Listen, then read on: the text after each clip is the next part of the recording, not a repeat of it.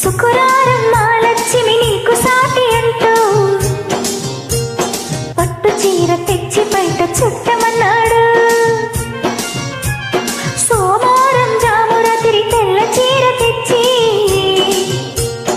మల్లెపూల కాపడాలు పెట్టమన్నాడు. ఉత్సాహం ఆపేది కాదంట, ఉబలాటం కసిరేస్తే పోదంట. ఉయ్యాల జంపాల కథలోనే ఊకొట్టే ఉద్యోగం నాదంట. వరసంటే వారంతో పని ఏముంది, ఉత్తుత్తి చొరవైతే ఉడుకే ఉంది.